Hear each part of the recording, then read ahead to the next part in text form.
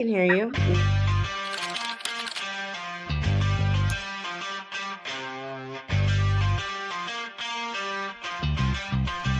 New Thought Media Network. We are a global broadcast network of positive music, media, and entertainment, inspiring humanity's evolution along the journey of enlightenment and creating a world of love, peace, empowerment, and prosperity for all. New Thought Media Network. Positively inspiring. This is What's Up and Why, bringing you the bright side of life, one fun moment at a time. Brought to you by the New Thought Media Network. Please put your hands together for your hosts, Rev Casey Taylor and Miss B Lovely. Clap for us. Yes. Come into this Thursday, November 13th, or whichever day that you choose to stream us on YouTube or Facebook. I am Miss B Lovely. And I am Reverend Casey Taylor. I use they, them pronouns. How you be lovely? I be really, really good. Well, that's not even perfect English, but whatever. We're never going to do that. It's my birthday. We're going into my birthday weekend. So my birthday is next week. So I've just been feeling very great about that. The fact that, made it around another year around the sun. I'm excited for what the future may hold. And also, for some reason for me, I like to reflect on my birthday. Thank you, Clarissa, producer Clarissa, for that banner. Yeah. So for some reason, like a lot of people from what I see online, as a birthday comes up and when you're over 30, you see a lot of people online talking about, I feel like I'm getting old. I don't like it. It makes them feel sad. I get really excited around my birthday because I'm like, it's another year of life, another year of lessons. As our auntie says, she told me, you're not getting older, you're getting better. So I see it from that point of view. So really happy about that. Yes, I think it's so healthy to celebrate things, celebrate who you are on your day of birth, as opposed to get all in your head, or when we think about it, birthdays, not getting older, getting better. Yes, that we. The whole concept of living each day as the best day ever, like my whole thing, is recognizing that we don't have to see milestones negatively. I mean, you can live a worst day ever energy, or you can live a whatever, Yeah. these are the things that I'm doing on my calendar. This is what I have going on. This is what I'm doing today, versus like waking up expecting the best day ever. Yeah. So How you be though? How you been? How I be?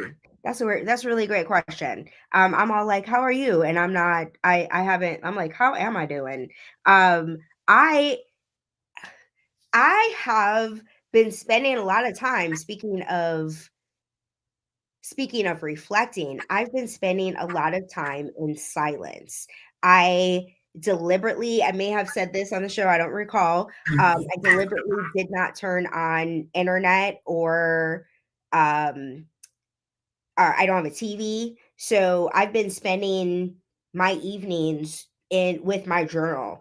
And this morning, as while I was journaling, I know I did mention I've been doing the Making Peace, the 90-day Making Peace with Your Inner Shit Talker practice, as in the style of the artist way, where I start each day journaling on the reflection question.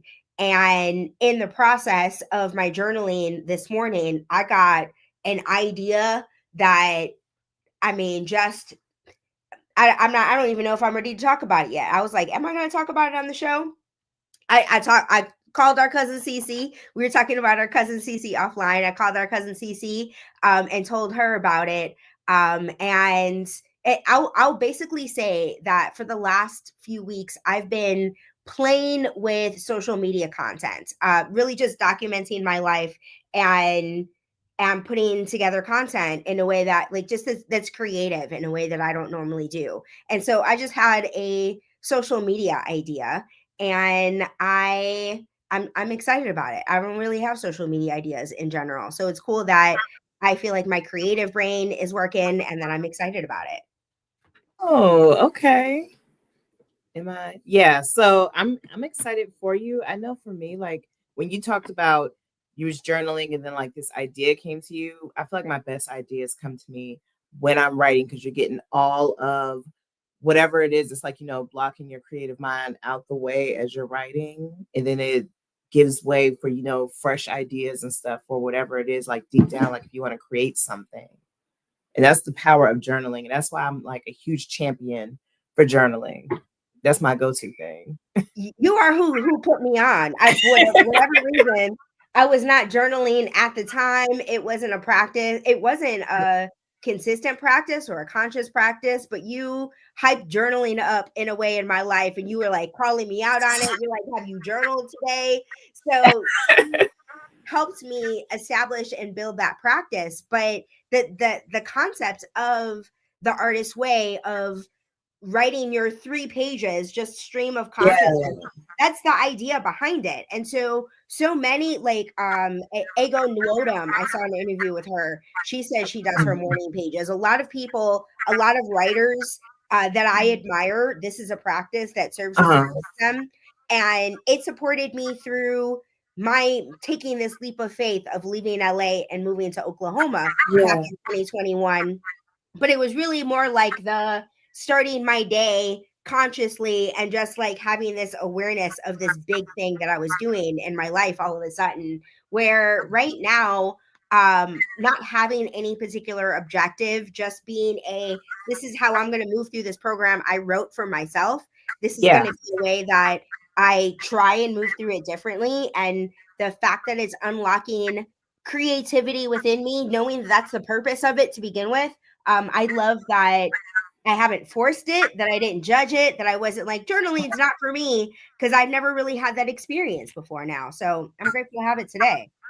Yeah. So for anybody who's watching at home, if you have a lot of things on your mind, I would definitely implore you to look into journaling, whether you open up the notepad app on your phone and just like jotting down like what's on your mind or going to the store and picking out your favorite journal. I find like that gets me excited about journaling too, like the whole process of finding what kind of journal matches my personality, my pen, because I love writing with my purple pen and just give it a try. Like, don't even think too hard. You don't even have to write Dear Diary or anything. Just whatever it is that comes to mind, just let the pen go from there. And you will be amazed to see, what kind of things comes out of your mind when you're just letting it flow. But speaking of, writing and everything, there are a couple of writers who are celebrating this fall with their Grammy nominations that came out last week. Who do you think is leading the nominations this year? Oh, and I haven't read a single thing. So if I was making something up, Mhm. I would say my guess would be I don't even know if she's eligible. Is it Taylor Swift So Taylor Swift is not eligible for the for this 2026 album, Grammys. but from the other one? Because she Mhm. missed the window. So it's going to be for the year after when that album will be up for Grammy nominations. But it's Mr. Not Like Us himself, Kendrick Lamar, of course. The Grammy darling. All right. He's leading the pack with how many? I think that he has he has 9 nominations. And Sabrina Carpenter, Lady Gaga, which I'm happy because I really liked Lady Gaga's Mayhem album. That was really good. Bad Bunny is also leading the pack too. They're the most nominated people of the Grammys for this upcoming ceremony. But have you heard any of Bad Bunny's songs Of from course. this year's album? Absolutely. Absolutely. Mhm. Yes, yes. Yeah. Yeah, so I'm excited to see how he's going to do with the Super Bowl. The energy he's going to have going into Super Bowl weekend, knowing that the Grammys are going to be coming up soon after and stuff. Like he has a really, really big is it a winter? Yeah, a really big winter ahead of him. Mhm. Mhm. Mhm. Yeah, so for Record of the Year, he's nominated Sabrina Carpenter's Man Child, Doechii, Billie Eilish, Kendrick Lamar and SZA's Luther, which was everywhere. I'm excited for that one because this is a chance for Luther Vandross to win his second Grammy, because he won his first one for Dance with My Father back in the early 2000s. But since they sampled his song, he's going to be on there for Record of the Year too. It's ridiculous to me that Luther didn't win a Grammy until Dance with My Father. And and I feel like we kind of know he was either, I think he had passed by the time, but he Yeah. won that Grammy. And when the documentary, did you see the documentary? I think it's Honey, I called was at the Aftermath. screening in DC when it was at the DC Film Festival Yes, and I love cried like a that. baby at the end of that documentary. It was so good. Yeah, so I think they said something about how he was in the hospital when the Grammy nominations came out. So it's one of those things like you know, I it's like, do we want to talk about that? Because in What's Up and Why, we talk about the brighter side of life, but I appreciate that we'll dive into the darkness a little bit because I think it's a big deal that Kendrick. Thank you for putting me on this, giving me this information. It's a big deal that in this year of all years, where 300,000 Black women lost their jobs this year due to the shift in racism, due to these changes in policies of eliminating DEI programs and the combination, the reasons people are giving for why they are laying black people off en masse all of a sudden. Um, so it's just a really big deal in this era that Kendrick Lamar is leading the pack in breaking records in Grammy nominations when Luther should have been one for The Power of Love. Come on now. Come on He now. has so These many songs great could stand the test songs. of Like time. when it comes to music, I think Luther Vandross, when it comes from male vocalists, is Luther Vandross. He is the voice. Luther, that's it. Through all of his artistry and like with his documentary, they was explaining how like he really, really wanted a Grammy, and it would hurt him when he would put, his heart and his soul into singing and everything and wouldn't be nominated. But when you look back, there's a whole lot of great vocalists who don't have a lot of Grammys. Celine Dion, Whitney Houston, Mariah Carey, a lot of people who are powerhouse vocalists, beautiful voices who don't have a lot of Grammys. But I'm happy for Luther, but I also believe his fans, people who really know him, know like the Grammys don't really define Luther. He's still the voice. Absolutely. And what I was thinking about when you were talking about Mariah, I thought about how she didn't get an MTV Music Award until just now. When you think about the numbers in the 90s, I didn't process the MTV Music Awards didn't come about until when I was in my late teens, so I wasn't really Yeah. paying attention like that. But just really, really ridiculous that just now in 2025, Mariah is getting her very first Moon Man.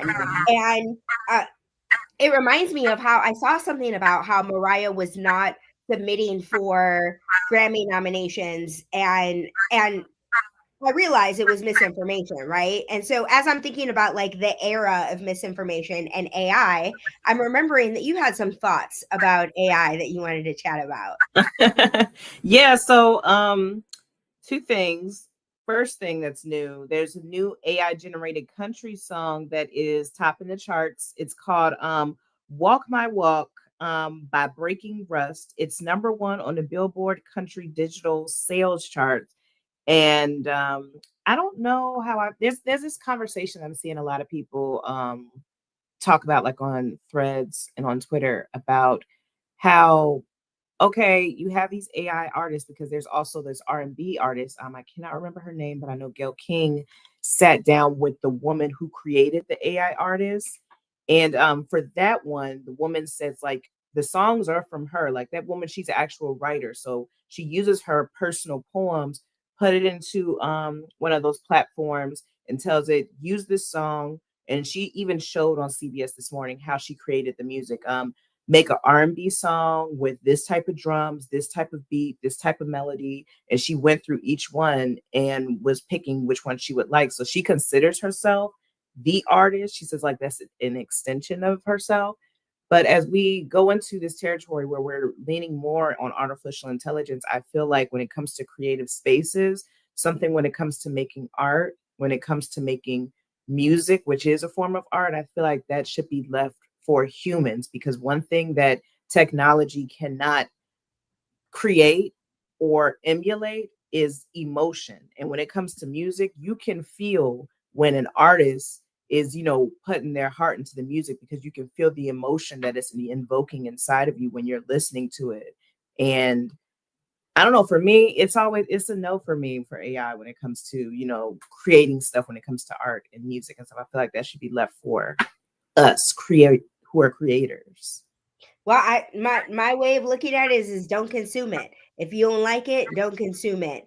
Yeah. The way that I honestly feel like the music industry has gotten to a place where the kinds of music that are mainstream kind of might as well be AI, kind of might as well be a formula.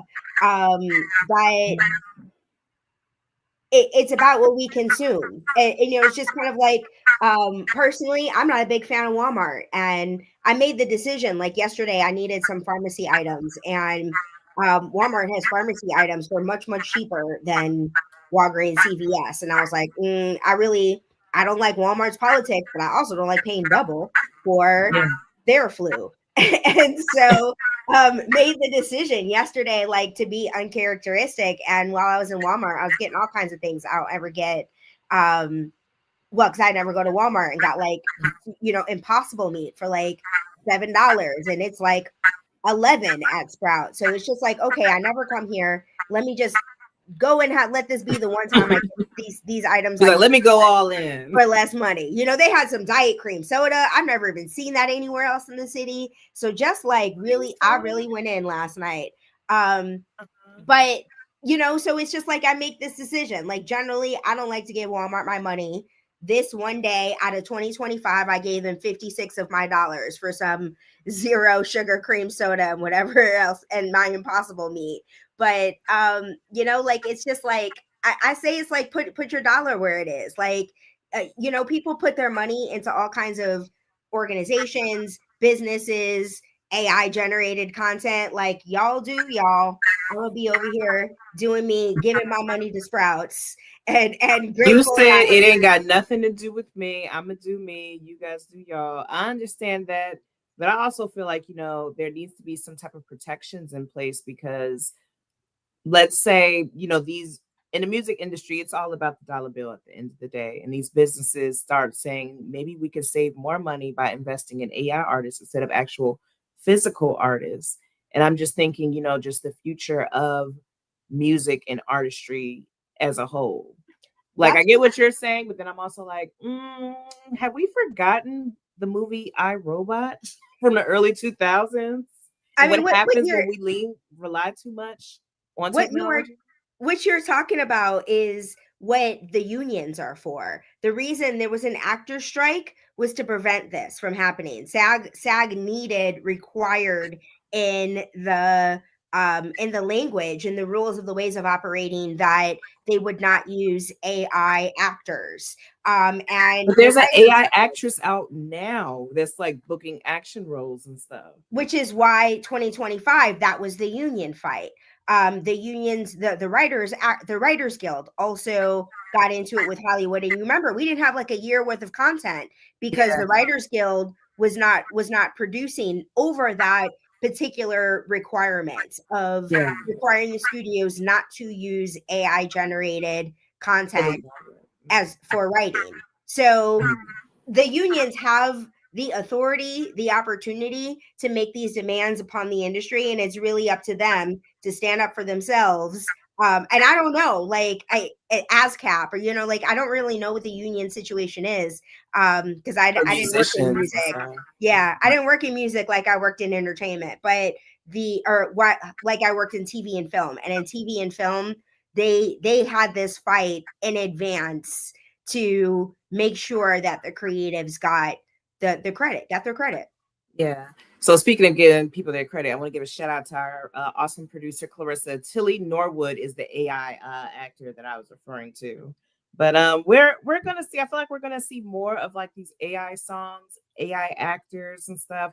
May even see AI movies, because going on social media now, I even see AI videos now. And because I've like studied and like read and stuff like AI and tech stuff, I can tell like, okay, this is AI generated, this ain't real, but I'm just worried for like, let's say the seniors. It's gonna be so easy to manipulate them and to like, scam them and stuff. I'm just thinking the darker side of, leaning into this type of technology. And just because you know the difference today doesn't mean that you'll know the difference tomorrow Exactly, or because it's next ever week. evolving. It is ever evolving. Our producer says AI slop is so prevalent on social media because it's effective at driving ad revenue. So like yes, this is what this all comes down to is capitalism. And I'm just going to say I've really been in my solitude over the course and sitting in my silence. I've been thinking about how spirit has always been bigger than driving ad revenue.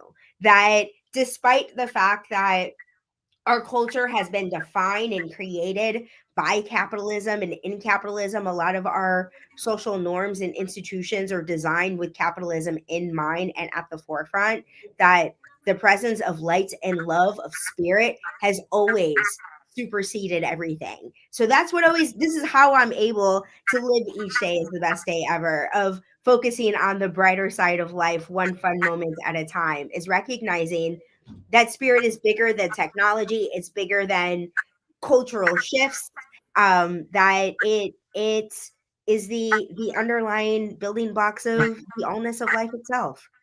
Okay, so let's jump into this next topic, which I'm sure is going to keep that smile on your face.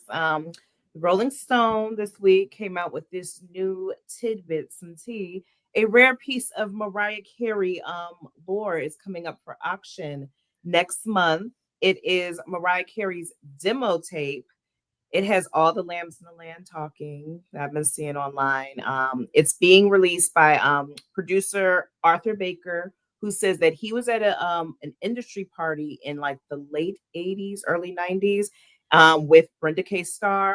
Tommy Mottola was there. It was I can't remember the name of the what was it called? The label that Tommy was a part of, because it was Sony. acronyms from no, Oh, yes, but it was it Columbia? yeah, it was with Columbia, and when he was with these other guys, like it has their names, their initials, and I can't remember the name of it. Okay. But she was at that party. It was the party where Mariah met Tommy Mottola.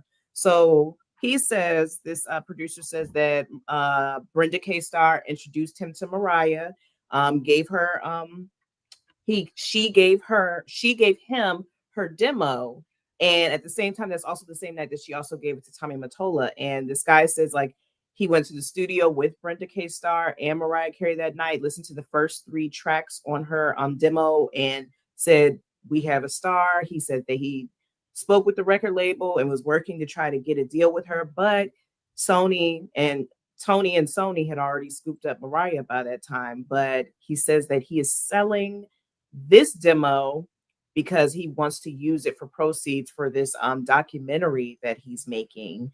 But it has a lot of the fans talking. I'm personally excited because she's always talking about how like she can't release anything from her demo, and like she doesn't have all the pieces and stuff. So I'm wondering if Mariah's gonna try to get it for during this auction next month.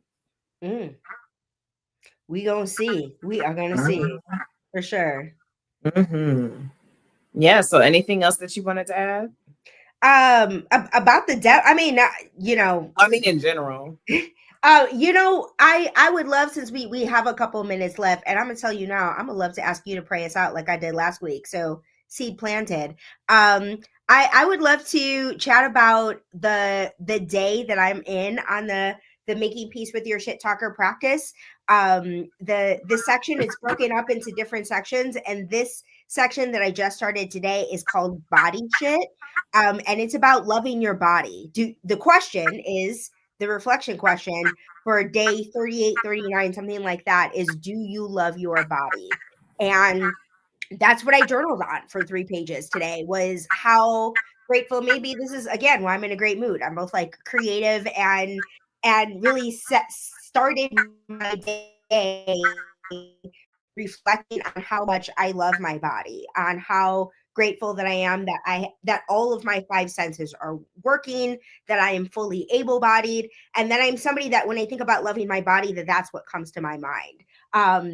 I'm not necessarily the weight that I would prefer, but I also really enjoy this life of cookies and veganism that I'm eating. So like I like that I don't count calories, that I do the best that I can to make healthy choices. And I'm glad that I love my body. So it was nice to start my day celebrating my body. So I'd love to hear from you, Be Lovely. How do you feel about your body? Do you love your body? I absolutely do love my body, and taking care of it is something that's really important to me. Yay. I love that. Mhm. So what do you think about praying out? Do you want to are you Yeah, I can you pray us out. yeah, yeah. All Yeah. right. Hmm. Let's do it. All right. So as we lean into whatever mode we want to get in for prayer, this has been a really great day. I'm feeling good vibes. I hope that everybody else is on some good vibes, and that, man, why am I being so weird with prayer today? I'm sorry. Let me not even judge myself, because, prayer is just a conversation with the creator, and you can just be yourself. So, whatever it is that you're going through, whatever it is that you're thinking of, just know that in the end, everything always works out the way how it's meant to be. And that no matter what the season is that we are in, we are going through the season. We are not stuck in any season. We are always evolving, always changing, always learning, always growing. Amen. Amen. And so it is. I love that you noted how you were feeling in prayer and then shifted. Our theme today is I won't allow it. And you're like, nah, I will not allow whatever is getting in the way of this prayer to get in the way. I'm gonna get out of the way and let it out. Thank you. Exactly. So I was like, you know what? There's no right or wrong way to pray. You just pray, okay? Like, that was my inner shit talker that was trying to be on my neck and judge me and stop me from praying. But it was like, I won't allow I won't allow it. it. Yes. Yes. That is from Mariah's latest album, Here for It All. Thank you all for joining us for an episode of What's Up and Why. My name is Reverend Casey Taylor, and I use they, them pronouns. And I am Be Lovely. It's been a pleasure. We'll see you here, same time, same place next week. Have the best week ever.